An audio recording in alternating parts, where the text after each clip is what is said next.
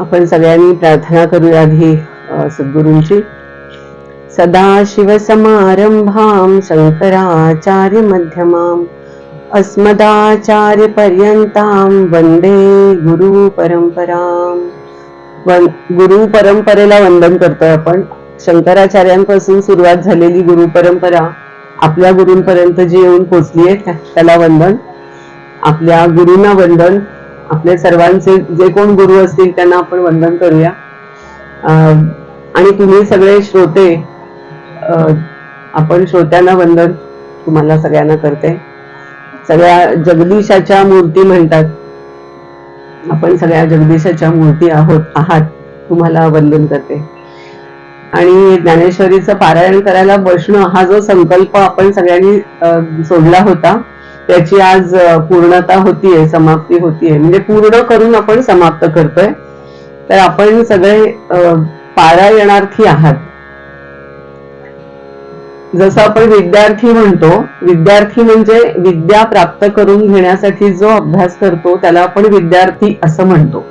विद्यार्थी, विद्या म्हणजे ज्ञान, म्हणजे ज्ञानार्थी. तसं आपण सगळे पारायणार्थी आहात. मी तेवढी सुद्धा नाहीये, मी पारायण नाहीये केलेलं, तरी सुद्धा तुम्ही मला इथे बोलवलं की काही ह्याच्यावरती ज्ञानेश्वरी हा विषय बोला. तर मी आपला अल्पसा चिंतन अभ्यास करून मी तुमच्या समोर थोडेसे हे मांडते. आणि ओवी घेण्यापेक्षा आपण की जसं जे डॉक्टर काका सांगतात ते जे थोडंफार आपण ऐकलेलं आहे तेच परत परत परत रुजवण्याची, ठसवण्याची जरूर आहे. डॉक्टर काका आपल्याला नेहमी सांगतात की हे सारखं ठसवण्यासाठी आपल्याला सत्संग लागतो. जे विचार आपण ऐकतो ते ठसवून घेण्यासाठी आणि त्याप्रमाणे आचरण करण्यासाठी सत्संगाची जरूर आहे. असे सत्संग जे आता पाटील काका म्हणाले की वर्षातून 8-9 वेळा तुम्ही हे कार्यक्रम करता, तो सत्संगच आहे. आणि त्याच्या मागे विचार किंवा त्याचं प्रयोजन काय असतं ते समजावून घेऊन, म्हणजे माझं असं म्हणणं आहे आणि डॉक्टर काकांचं पण म्हणणं असतं की उत्सव आपण नक्की करू, पण त्याच्या मागे मुख्य जो आपला भाव किंवा आपलं जे उद्दिष्ट काय, ध्येय काय, प्रयोजन काय असायला पाहिजे. तर डॉक्टर काका एकच सांगतात की त्यांनी म्हणजे गुरु सांगतात की तत्वम असी. आणि आपण काय अभ्यास करून किंवा आपल्याला अनुभव घ्यायचा आहे की अहम ब्रह्मास्मी. त्यांनी सांगितलेलं आहे की ते तू आहेस, म्हणजे ब्रह्म म्हणजे सत्य, फक्त ते तू आहेस, त्याचा आपल्याला अनुभव घ्यायचा आहे. म्हणजे अहम ब्रह्म अस्मी, मी ब्रह्म आहे, हा ब्रह्मानुभव हे खूप मोठं शिवधनुष्य आहे. हे सगळ्यांना आपल्याला पेलणं मला सुद्धा शक्य आता तरी अशक्य नाहीये, पण अवघड आहे, पण अशक्य नाही. तर आपण हे सगळे आता आपण जे पारायण करतोय त्या पारायण हा जो शब्द मुख्य आहे तो पारायणचा साधा अर्थ, जसं पाटील काका मी आज एक थोडासा वेगळा विचार माहितीये की आपण साधारण माहितीये की एखाद्या शब्दाचा वाच्यार्थ आणि लक्षार्थ असे दोन असतात. वाच्यार्थ म्हणजे साधा अर्थ, आणि लक्षार्थ म्हणजे ज्याच्यावरती आपलं लक्ष पाहिजे, जे आपल्याला मिळवायचंय तो लक्षार्थ असतो. तर आज आपण पारायण या शब्दाचे हे दोन अर्थ बघूया. की पारायण म्हणजे आपण पठण, पाठांतर किंवा नुसतं म्हणणं. आपण आता फक्त ज्ञानेश्वरीची ही पारायण प्रत आहे, बरोबर, ती अभ्यासाची प्रत नाहीये, ही फक्त पारायण म्हणजे आपण म्हणतो फक्त. ज्ञानेश्वरी आपण पठण करतो, वाचतो, म्हणतो. तर ह्याचा वाच्यार्थ आहे, साधा अर्थ. लक्षार्थ काय घेऊन यायचा की आपण ह्या पारायणाच्या पलीकडे, म्हणजे पारायण म्हणजे पलीकडे जाणे, असा आपण एक लक्षार्थ त्याच्यामधून काढू शकतो. पार म्हणजे आपण नदी पार गेलो, एखाद्याच्या पार, त्याच्या पारायण म्हणजे आपण ही जी आपली आत्ताची पायरी आहे की फक्त आपण ह्याचं पठण केलं, चांगला संकल्प आहे, त्याचा नक्की उपयोग होतो. एकदा डॉक्टर काका म्हणाले होते की पारायणाचा उपयोग हा एखाद्या ग्रंथाचा भूगोल समजण्यासाठी होतो. एखाद्या ग्रंथाचा पारायणाचा उपयोग, त्याचं एक लिमिट म्हणजे एक मर्यादित त्याला मूल्य आहे, हे लक्षात घेऊया आपण की त्याचं मूल्य मर्यादित आहे. डॉक्टर काका म्हणाले होते का ऋषिकेशच्या प्रवचनात की पारायण हे त्या ग्रंथाचा भूगोल समजतो, म्हणजे कोणत्या अध्यायामध्ये कोणता विचार दिलाय, कोणती ओवी कुठे आलीये, हा भूगोल समजणे इतकं नक्की त्याचं मूल्य आहे. आणि त्याचं पाठांतर, त्याचा भाव निर्माण होणं आणि त्याच्या पार जायचंय आपल्याला, असं आपण एक निश्चय करू शकतो की आता पारायण आपण खूप वेळा केली, पण आता मग ज्ञानेश्वरीमध्ये नक्की काय सांगितलंय आणि मी ते कशासाठी करायचं. बरोबर. तर मी पारायण म्हणजे आता पलीकडे जायचं थोडस, हे आता आपलं जे आहे त्याच्या पुढे जायला पाहिजे. डॉक्टर आता नेहमी सांगतात की जसं शाळेतल्या मुलाचं दप्तर वेगळं असतं, कॉलेजमध्ये गेल्यावर बदलतं, नंतर आणखी विद्यापीठात गेलं की बदलतं, तो आणखी कुठे शिकायला गेलं की बदलतं, दप्तर बदललं पाहिजे. म्हणजे पारायणीची प्रत आता आहे अगदी छानच आहे, पण त्याच्या थोडं पुढे जायला पाहिजे आता, असा आग्रह गुरूंचा आहेच नक्की की पारायण तुम्ही करा, पण त्याच्या पलीकडे त्याचा अभ्यास करा. आणि तो कशासाठी करतोय आपण, ज्ञानेश्वरीचं प्रयोजन काय. ज्ञानेश्वरी हा असा मुख्य एक साध्या आपण काही काही मुख्य गोष्टी आहेत की ज्या कधी कधी आपण विसरतो की आपण, आणि पटकन आपल्याला उत्तर पण सांगता येत नाही. आपण करतो पण आपल्याला त्याचं नेमकं उत्तर माहिती नसतं. डॉक्टर काकांचा भर नेहमी नेमकेपणावर असतो. आणि ह्या सगळ्यातून मला काय मिळवायचंय हे मुख्य आहे. ते काय म्हणतात, हे जग, ते विश्व, देश, हे सगळं ठेवा बाजूला आणि ह्याच्यातून मला काय मिळालं, मला काय मिळवायचं ह्याच्यावर कायम डॉक्टर काकांचा भर असतो. त्यामुळे या ज्ञानेश्वरीच्या पारायणातून आपल्याला जे मिळालं, चांगला छान प्रसन्नता मिळाली, समाधान मिळालं, हे नक्की मिळालं. त्याच्या पुढे जाऊन ज्ञानेश्वरी ह्या ग्रंथाचा अभ्यास आपण करू शकतो. ज्ञानेश्वरी हा ग्रंथ कसा आला तर त्याचं मूळ आहे ते आहे भगवद्गीता.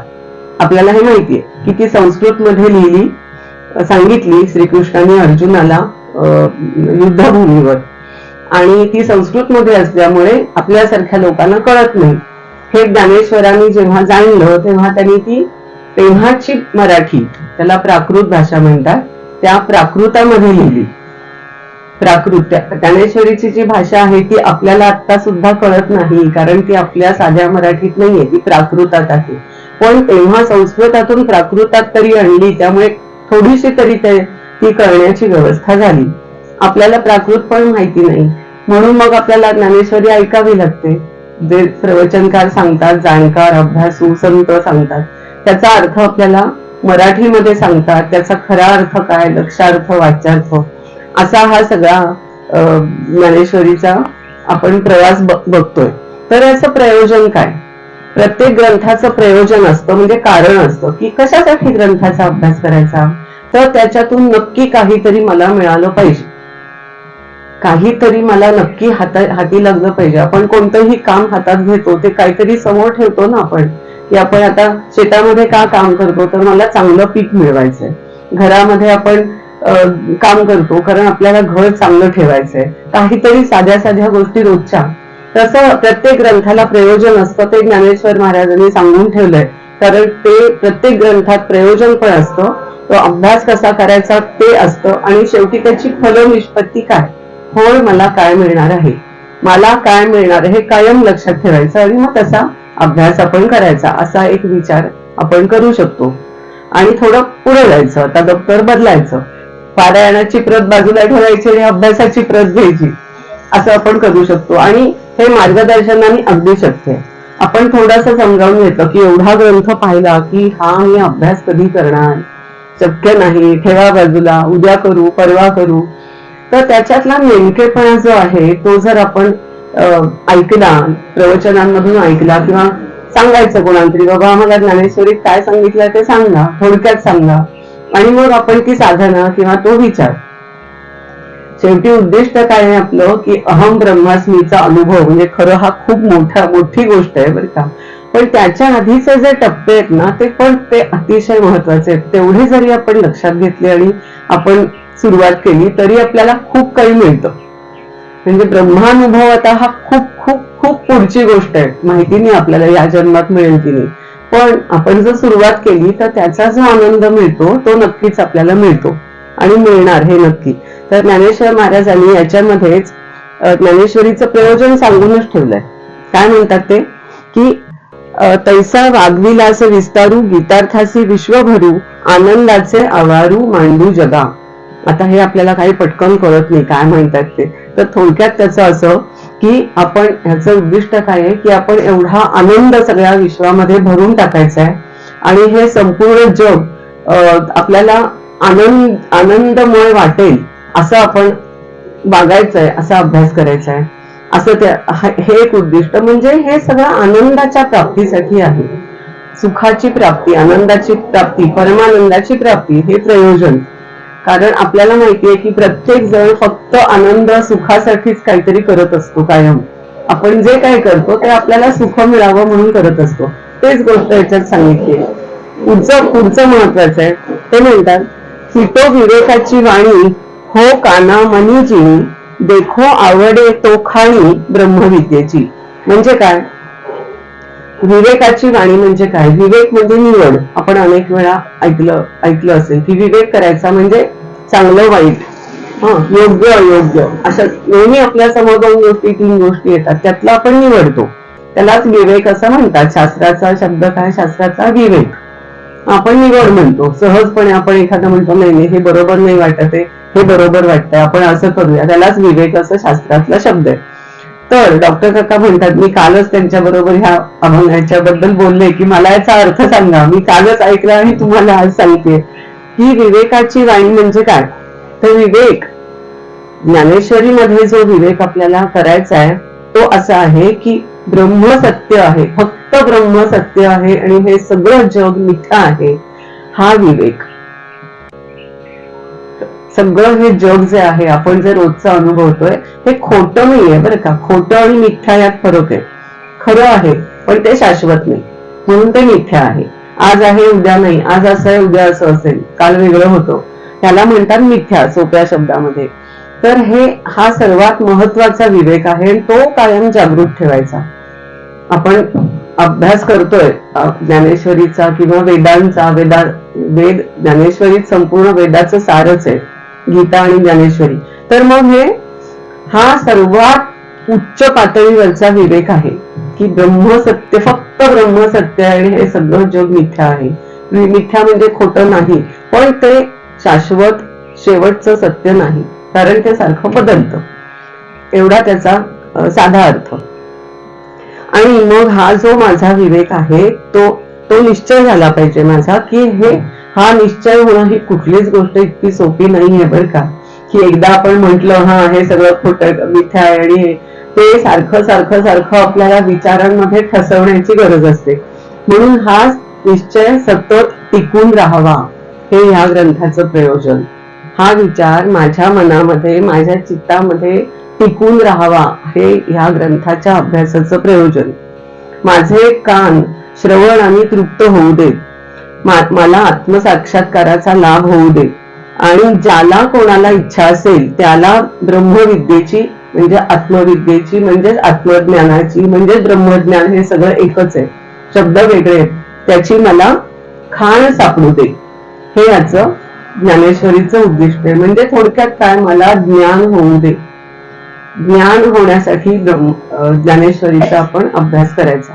क्लिअर, स्वच्छ आपल्याला माहिती पाहिजे की मला ह्याच्यातून काय मिळवायचंय प्रत्येक गोष्टीतून. आता त्यांनी आणखी एक म्हटलंय की आता हे सगळं होऊ दे, आता हे विश्वामध्ये डोळ्यांना परब्रह्म दिसू दे, सुखाचे दिवस येऊ दे, आनंद दिसू दे, विश्वाला ब्रह्माचा बोध होऊ दे. पण विश्व राहू दे बाजूला, मला ब्रह्माचा बोध होऊ दे. हे प्रत्येकाने आपण आपल्याला लावून घ्यायचं. प्रत्येकाने अभ्यास करताना स्वतःसाठी हे लावून घ्यायचं आणि माझ्यासाठी यातलं काय आहे हा विचार सतत आपल्या मनामध्ये ठसलेला असला पाहिजे. तर हे जे ज्ञानेश्वरीच्या अभ्यासाचं फळ आहे याच्यासाठी आपण ह्याच्या पुढे प्रयत्न करू शकतो.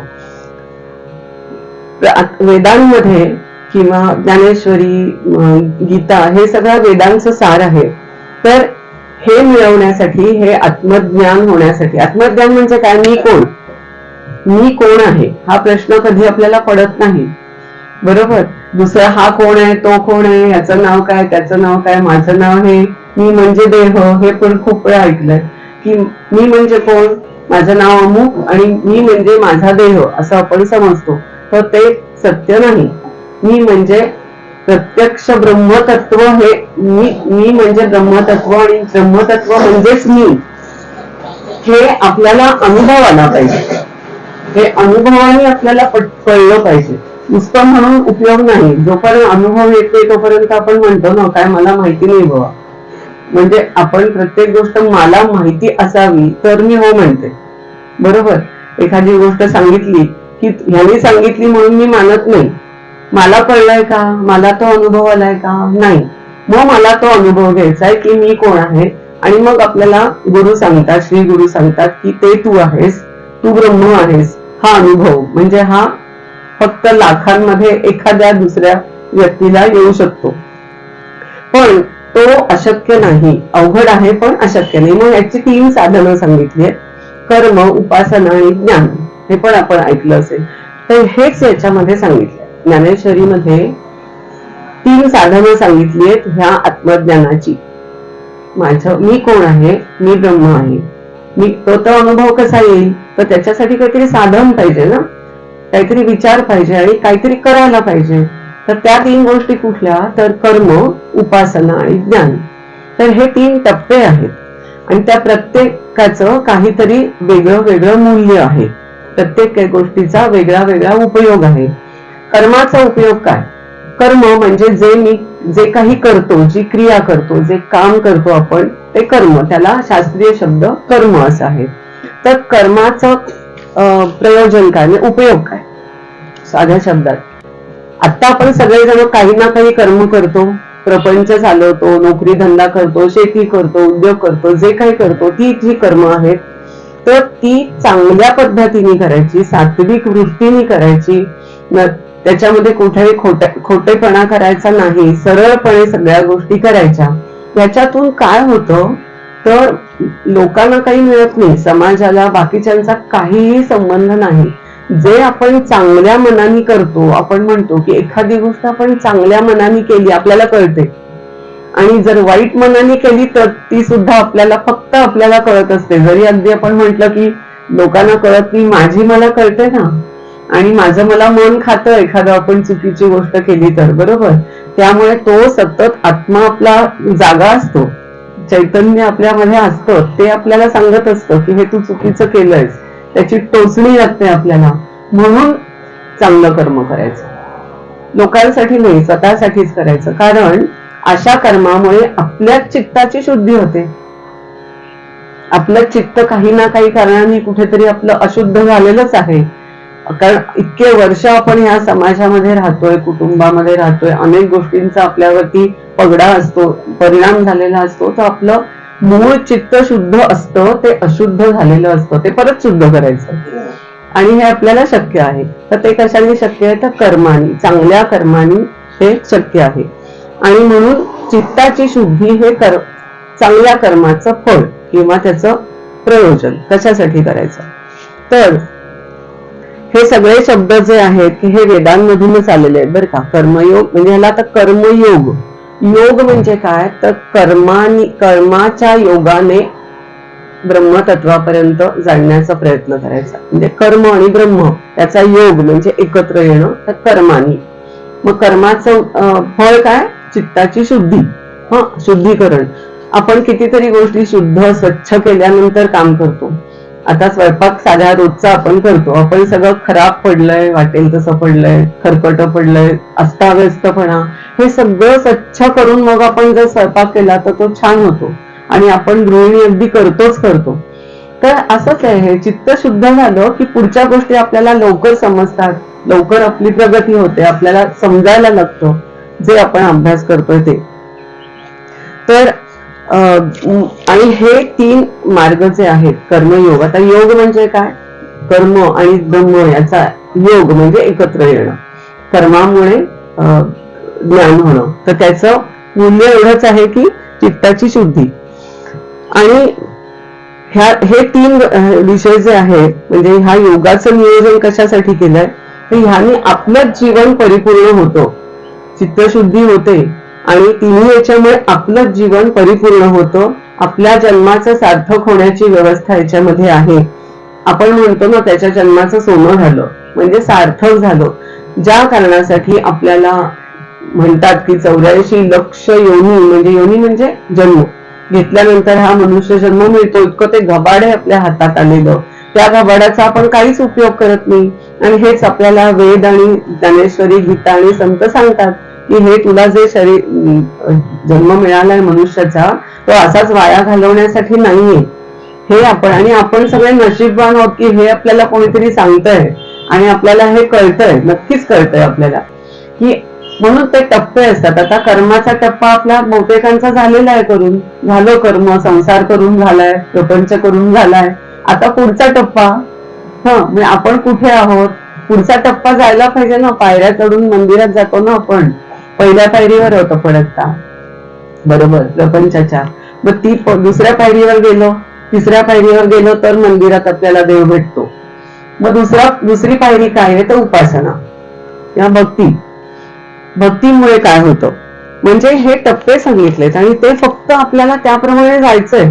सगळं समोर पंचपक्वान्नाचं ताट वाढून तयार आहे, ते फक्त खाण्यासाठी आपल्याला आपल्या हात हलवायला लागतात तेवढं, कारण असं ते सरळपणे जात नाही, तेवढे तरी आपल्याला प्रयत्न करायला लागतात. तर ही चित्तशुद्धी यांनी झाली की त्याच्यानंतर तो निष्काम कर्मयोग, म्हणजे जो कर्म करायचं त्याच्यामध्ये अनेक प्रकार आहेत, कर्माचे प्रकार वगैरे, ते खूप आणखी डीप मध्ये आपल्याला केव्हा तरी अभ्यास करताना जाता येईल. तर मग त्याच्यानंतर फळाची अपेक्षा न करता कर्म करायचं, कुठलंही काम. कारण काय, अपेक्षा न ठेवता करायचं म्हणजे काय, जर तुम्ही आपण छान काम केलं, व्यवस्थित जसं पाहिजे तसं केलं, काका नेहमी सांगतात जसं पाहिजे तसं केलं की फळ समोर ठेवलेलंच असतंच ते, त्याच्या अपेक्षेने काही करायची गरजच नाहीये. आपल्याला वाटतं की मला हे पाहिजे ते पाहिजे, मिळणारच असतं ते, तुम्ही हे केलं की ते मिळणारच असतं. इतकं ते निष्काम भावाने केलं की तर आणखी त्याचा परिणाम आपल्यालाच चांगला मिळतो, आपलंच पुढे उन्नती काय म्हणा, प्रगती आणखी होत जाते. जसं आपण शेताची मशागत करतो, सगळं छान करतो आणि आपल्या मनात असतं की या वेळेला आपल्याला एवढं धान्य आलं पाहिजे, पण असं ते डोक्यात धरून आपण नाही ना करत, ते केल्यानंतर येतच की आपोआप, मग कशाला अपेक्षा ठेवायची.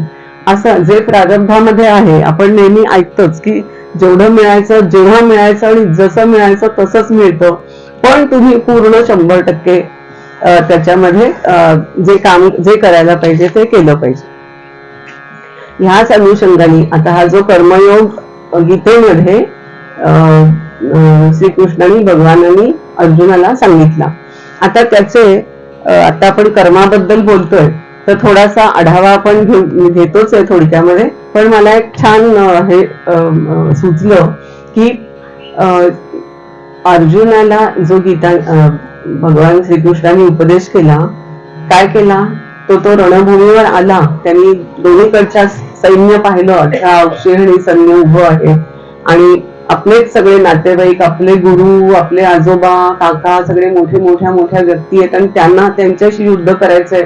म्हणून म्हणजे तो म्हणाला मी यांच्या बरोबर युद्ध करू शकत नाही, मी यांना मारू शकत नाही. म्हणजे त्याला इतकी खात्री होती की आपल्या हातून मी मारू शकतो, म्हणून तो म्हणत होता की मला शक्य नाही हे युद्ध करणं. तेव्हा श्रीकृष्णाने त्याला त्याच्या कर्तव्याची जाणीव करून दिली आणि त्याच्या कर्माची जाणीव करून दिली की तेव्हा त्याच्याकडनं हे कर्म झालंच पाहिजे, हे तुझं कर्तव्य आहे. कर्तव्य कर्म आपण जे म्हणतो, एक तर तो क्षत्रिय होता. क्षत्रिय धर्म काय असतो, क्षात्र धर्म, युद्ध करणं, जिंकणं, प्रजेचं सुख पाहणं, प्रजेला जे काही प्रजेसाठी जे लागेल ते करणं, हा क्षात्र धर्म, तो क्षत्रिय होता. मग त्याच्यामध्ये त्याचा वैयक्तिक उपयोग काय होता, कारण श्रीकृष्णाचा अर्जुन हा अत्यंत लाडका शिष्य, त्यामुळे त्यांनी हे पळपुटेपणा करायचा नाही आणि तो झालाच नाही पाहिजे, त्यांनी युद्ध केलंच पाहिजे, उभं राहिलंच पाहिजे युद्धात. तर समजा तो युद्धाला उभा राहिला नसता, नाही म्हणाला असता, तर काय झालं असतं, त्याची जाणीव श्रीकृष्णाने त्याला करून दिली. त्यांनी काय सांगितलं, त्याच्यामध्ये वैयक्तिक त्याचा काय हानी झाली असते आणि काय उपयोग झाला असता. जर तू आता हे रणांगण सोडून पळून गेलास तर काय होईल त्याचा त्यांनी जाणीव करून दिली की तो दुर्योधन तुला पकडेल आणि मारून टाकेल तुला. म्हणजे काहीच उपयोग नाही तुझ्या एवढ्या पराक्रमाचा, शौर्याचा, काहीही उपयोग नाही. तो तुला पकडणार आणि तुला मारून टाकणार. हे तुला हवंय का? असं तुला व्हायला हवंय का? नाही. इथून सुरुवात केली त्याने. मग त्याची राजकीय उपयुक्तता काय? हा त्याचा स्वतःसाठी झाला, तो मेलाच असता तर उपयोगच नाही काही. आपण जिवंत, काय म्हणतात त्याला, सर सलामत तो पगडी पचास, तुमचं डोकं शिल्लक राहिलं पाहिजे तर पुढच्या गोष्टी होतील. मग राजकीय उपयुक्तता काय होती? तर हे आपण आपल्याला पण लावून घेता येतं बरं का, थोडा आपण विचार केला तर, की कर्माचा नक्की मला काय उपयोग होतो. आता हे थोडस त्या कथेमधलं आहे की महाभारतामधलं. तर राजकीय उपयुक्तता काय होती की दुर्योधनचे दुष्ट जुलमी त्याचा जो राज्यकारभार चालू होता, त्याची जी सत्ता होती, त्याच्यापासून प्रजेला सोडवण्याची गरज होती. प्रजेला त्याच्यातून सोडवण्याची गरज होती आणि ते अर्जुनाच्या हातात होतं ते करणं. आणि म्हणून ते पळून जायचं नाही, तू इथे युद्ध कर आणि हे सगळे मारले गेले तरी चालतील, कारण मी त्यांना आधीच मारलेलं आहे, एवढं सांगितलं श्रीकृष्णांनी. काय? त्यांना मी आधीच मारलंय, म्हणजे त्यांच्या प्रारब्धामध्ये मरण आहेच, त्याला फक्त तू निमित्त मात्र हो, हे मीच तुला सांगतोय. तुझ्या हातून ते मारले जाणार आहेत, हे ठरलेलंच आहे. इतकं सांगितल्यावर तरी सुद्धा त्याचं मन 18 अध्याय सांगायला लागले. शेवटी त्याला तो हे पटलं की मग ते विराट दर्शन वगैरे सगळं, आणि मग त्याचा तो मोह गेला, शोक गेला, आणि मग एवढे त्याला अखंड गीता सांगितल्यानंतर त्याला ते पटलं आणि मग युद्ध झालं. अशी ती सगळी महाभारताची कथा आहे. तर याच्यामध्ये हे आहे की त्याच्यातून खूप शिकण्यासारखं आहे आणि आपल्याला आता खूप हे करता येईल की कर्माचे काय उपयोग. तर हा राजकीय आपण उपयुक्तता पाहिली त्याची, की त्यांनी योग्य कर्माची त्यावेळेच्या काय, तर प्रजेची सोडवणूक होईल जुलमी दुर्योधनाच्या सत्तेतून. त्याच्या पुढचा की पूर्वीच्या म्हणजे राजकीय उपयुक्तता पण असते. राजकीय ह्याचा काय, त्याचा हे उपयोग काय, तर पूर्वीच्या पराक्रमी राजांनी जसं चांगलं काम केलं, त्यांनी ज्याप्रमाणे पराक्रम गाजवून प्रजेला सुखामध्ये ठेवण्याचा प्रयत्न केलाय, पूर्वीच्या पिढ्यांनी जे चांगलं उत्तम काम केलंय ते पुढे चालू ठेवलं पाहिजे प्रत्येकाने. हे आपल्याला पण लावून घेता येतं. आता या पुढच्या पिढीला हे जास्त सांगायला पाहिजे की तुमच्या, आपण म्हणतो आपल्या वाडवडिलांनी केलं, आता हे मंदिर बांधलंय या पिढीने, हे पुढे आता जसं बळी काका म्हणाले की हे पुढे चालू राहिलं पाहिजे कार्य. तर ही जबाबदारी पुढच्या पिढीची आहे, बरोबर. हे त्या पिढीला कळलं पाहिजे ना. त्याचं कारण काय आहे, त्याच्यातून नक्कीच समाधान मिळतं, आनंद मिळतो, आणि आधीच्या पिढ्यांना त्याचं समाधान मिळतं आणि त्यांचे आशीर्वाद मिळतात, बरोबर. त्याच्यासाठी हे करायचं. जरी तुम्हाला वाटत असलं की हे मी कशासाठी करू, मला काय मिळतं, तर त्यांचे आशीर्वाद मिळतात ना आपल्याला, आपल्या वाडवडिलांचे, त्याच्यासाठी हे करायचं. असं त्याच्यामध्ये अनेक गोष्टी आहेत. काय काय त्याच्यातून गोष्टी चांगल्या होतात. सामाजिक उपयुक्तता असते की समाजाचं रक्षण करणं हे कर्तव्य आहे, त्यामुळे तो सामाजिक उपयोग. मग आता आधिभौतिक आपण जे म्हणतो, आधिभौतिक, आधिदैविक आणि आध्यात्मिक तीन गोष्टी. तर कर्तव्याचं पालन केलं तर काय होतं, पुण्याचा लाभ होतो, पुण्य मिळतं, कर्तव्याने पुण्य मिळतं. जरी मनात नसलं की तरी सुद्धा कर्तव्य काय आहे, जे काय करायला पाहिजे ते करायचंच, कारण त्यांनी पुण्य मिळतं. कुणाला मिळतं? मलाच मिळतं ना, मलाच उपयोग होतो. जो करतो त्याला त्याचा लाभ होतो, म्हणून समृद्धी प्राप्त होते, आशीर्वाद मिळतात. हे आपण सगळे असे एक त्याचे काय काय होतं चांगल्या कर्मानी आणि जे कर्तव्य असेल त्यांनी. पुढे भगवानच सांगतात की या स्वधर्म पूजा पूजिताम देवता गणा समजता योगक्षेम निश्चिताम करीती तुमचा योगक्षेम जो आहे तो तेच चालवतात. म्हणजे तुम्ही जर ह्या गोष्टी करत राहिलो आपण, तर आपला योगक्षेम म्हणजे प्रपंच हा तो परमेश्वरच चालवतो, त्याच्यावरती सोडून द्यायचं की हे कसं काय होईल, कसं होईल. डॉक्टर काका नेहमी म्हणतात माझं काय होईल, कसं होईल. डॉक्टर काकांनी जर विचार केला असता 52व्या वर्षी की मी आता प्रॅक्टिस सोडली तर माझं काय होईल, माझं कसं होईल, तर हे पुढचं काही घडलंच नसतं, बरोबर. पण जसं करायला पाहिजे तसं करायचं, ते जास्त महत्वाचं आहे. कसंही केलं तर तो प्रपंच चालवेल असं नाहीये. जे जसं करायला पाहिजे ते तसं करायचं. असं हे अनेक कर्माचे काय फायदे असतात ते ज्ञानेश्वरीमध्ये सांगितले, कसं केलं पाहिजे ते सांगितलंय. मग आध्यात्मिक उपयुक्तता, की शुद्ध चित्तामध्ये दैवी गुण निर्माण होतात कर्माने, चांगल्या कर्माने. कारण ते चित्त शुद्ध होतं. मग चित्त शुद्ध होऊन उपयोग काय? चित्तशुद्धी झाली, ठीक आहे, त्याचा काय, त्याचा उपयोग काय? तर त्यांनी दैवी गुण निर्माण होतात. दैवी गुणामुळे शुद्ध चित्त हे ज्ञान मार्गाकडे वळलं तर विवेक, वैराग्य, शम, दम याचा लाभ होतो. आपण त्याचा विचार करतो तसं आपलं आपण दिनचर्या, आपली वागणूक ठेवतो, आचार विचार ठेवतो आणि त्याच्यातून मुक्तीची इच्छा निर्माण होते आणि मुक्तीची तयारी होते. ह्या सगळ्यातून चित्तशुद्धी झाल्यामुळे हे आपली ह्या पुढचं मिळवण्यासाठी जे मिळवायचंय त्याची आपली तयारी होते चांगली. आपण जे म्हणतो ना, बेस तयार पाहिजे तर पुढची इमारत चांगली, पाया पक्का तर इमारत चांगली. हा पक्का पाया करण्याच्या ह्या गोष्टी आहेत सगळ्या. आणि मग त्याच्यातून श्रवण, मनन, निधिध्यासन हे सगळं आपल्या हातून घडतं. म्हणजे जी नवविधा भक्ती आपण म्हणतो की आता पुढे भक्ती आली, तर ती त्या भक्तीतून मोक्षाचा लाभ. दोन मार्ग आहेत. कर्मयोग झाला, त्याच्यातून काही लोक ज्ञानाकडे वळतात, काही भक्तीकडे वळतात. पण भक्ती त्याच्यानंतर येतेच. आणि भक्तीतून काय मिळतं तर हे सगळं दैवी गुण निर्माण होतात. आपल्याला काहीतरी मिळवावं असं वाटतं, त्याची चांगली घट्ट आपला पाया तयार होतो. आणि हे जर शुद्ध झालेलं चित्त भक्ती मार्गाकडे वळलं तर नवविधा भक्ती हातून घडते आपल्या.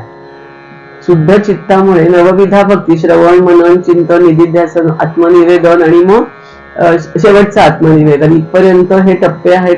त्याप्रमाणे आपण साधना केली तर नक्की त्याच्यापर्यंत जातो, ही हमी, ही खात्री हे संत आपल्याला देतात. कारण आपल्याला समोर उदाहरण आहे, आपल्या गुरूंचं आहे, संतांचं आहे, ते सांगतात म्हणजे नक्कीच सत्य असणार ते. तर ह्या अशा नवविधा भक्ती आणि त्याचा कळस म्हणजे आत्मनिवेदन, इथपर्यंत आपण जाऊ शकतो.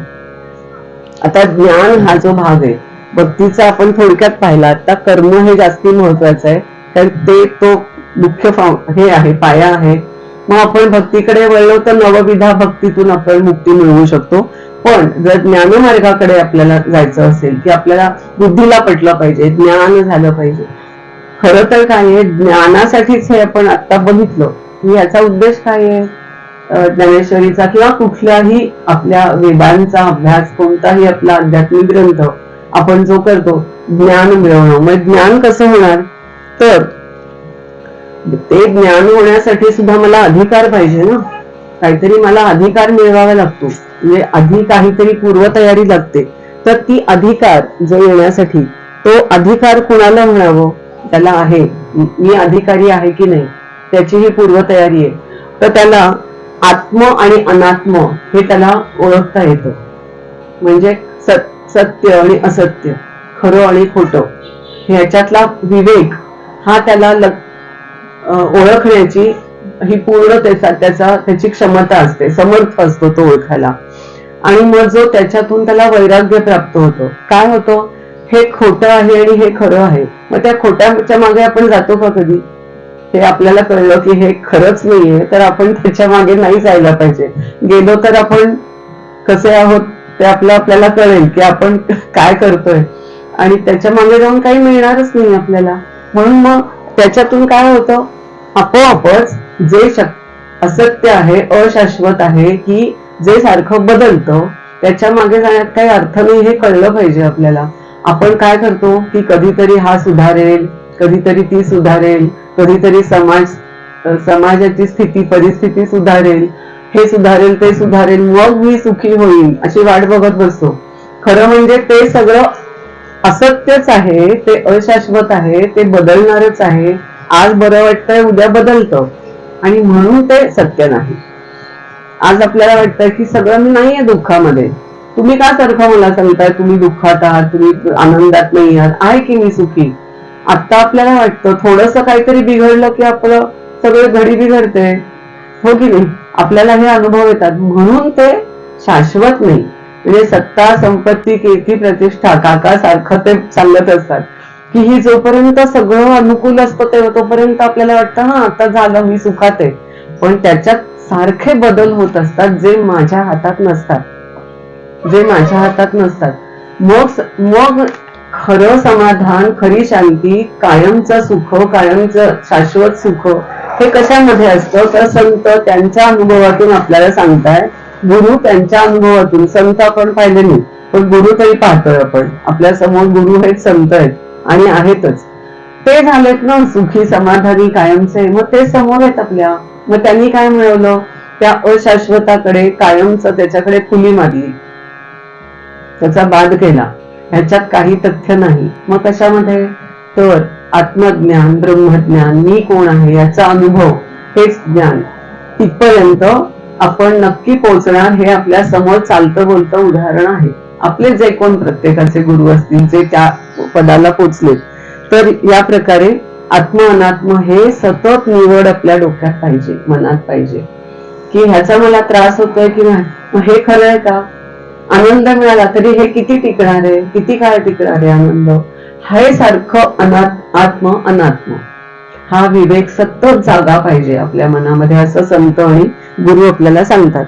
आणि मग एकदा ते वैराग्य येतं, मग आलं पाहिजे की जे खरं नाही त्याच्या मागे जायचं नाही, त्याच्या बाबतीत वैराग्य निर्माण झालं पाहिजे. मग तो माझा देह त्याच्या बाबतीत पण पाहिजे, तो किती सजवायचा, किती नटवायचा, किती त्याच्यासाठी काय काय उद्योग करायचे, इथपासून सुरुवात करा. डॉक्टर काका म्हणतात फार लांब जाऊ नका, ते हे अमुक तमुक इथून सुरुवात करा स्वतःपासून. तो देह किती काळ टिकणार आहे आपल्याला माहितीये. मग त्यात किती आपण गुंतायचं, त्याचा उपयोग करून घ्यायचा.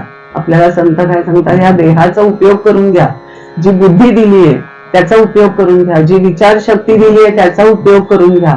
आणि मग आपलं मनुष्य जन्माचं सार्थक ज्याच्यामध्ये आहे, की कायमचा शाश्वत टिकणारा आनंद, समाधान, सुख हे आपण नक्की पोहोचू शकतो, ह्याची ग्वाही संत आणि सद्गुरू आपल्याला या पद्धतीने देतात. इतकं सरळ सोपं आपल्या समोर हे सगळं ठेवलेलं आहे. म्हणून मग आत्मज्ञानाची ही सगळी महती आहे, की आत्मज्ञान म्हणजे काय, त्याचा अनुभव, त्याची ही सगळी वाट, म्हणजे काय चोखाळायला पाहिजे, काय केलं पाहिजे, हे सगळं सांगून ठेवलंय ना. तर ते आपलं आपण समजावून घ्यायचं.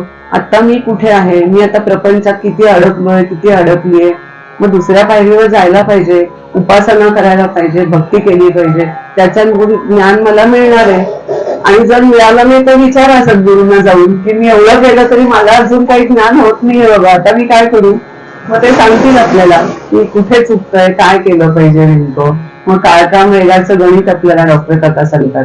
माझं वय काय आहे आणि मग याच्या पुढे मी आता काय करायला पाहिजे, किती माझं अजून आयुष्य आहे, त्याच्यात मला काय करायला पाहिजे, तर मला काहीतरी पायरीने तरी जाता येईल. ह्या जन्मात नाही तर मग पुढच्या जन्मात सांगितलंच आहे आपल्याला की ह्या जन्मात. पण तसं नाही, आपल्याला याची देही याची डोळा, भोगमुक्तीचा सोहळा हे सांगतात संत. हे सगळं आपल्याला मिळवण्यासारखं नक्कीच आहे, म्हणून हे एवढं सगळं सांगून ठेवलं. त्यामुळे समाधानाचं सुख आपल्याला अनुभवता येईल, कायमची शांती, तृप्ती, समाधान हे सारखं भोकायचं असतं. काका सारखं सांगतात की ह्या 5 गोष्टी सतत शाश्वत आनंद हा मिळू शकतो. आणि त्याच्यातून अहम ब्रह्मास्मी असं ज्ञान आपल्याला होण्याची व्यवस्था या वेदांमध्ये, ज्ञानेश्वरीमध्ये, गीतेमध्ये, तुकाराम गाथेमध्ये, तुम्ही जो कोणता ग्रंथ अभ्यासाला त्याच्यामधून हे नक्की होणार. आणि ह्याच्यासाठी आपण प्रार्थना करूया. आणि नुसती प्रार्थना नाही तर आपण अभ्यास करूया, साधना करूया आणि पुढचं दप्तर बदलूया. आता आपण अभ्यासाच्या किंवा उपासना, भक्ती याच्यातून आपण नक्की आत्मज्ञानापर्यंत किंवा आत्मज्ञानापेक्षा सुद्धा शाश्वत आनंदापर्यंत आपण पोहोचू शकतो, याची ग्वाही आपल्याला संत देतात, गुरु देतात. त्याचा उपयोग करून घेऊया आणि आपण त्याची वाटचाल याच्या पुढे होऊ दे, असं संत ज्ञानेश्वरांकडे आपण मागणं मागूया आणि त्यांना प्रार्थना करून थांबूया. जय जय रघुवीर समर्थ.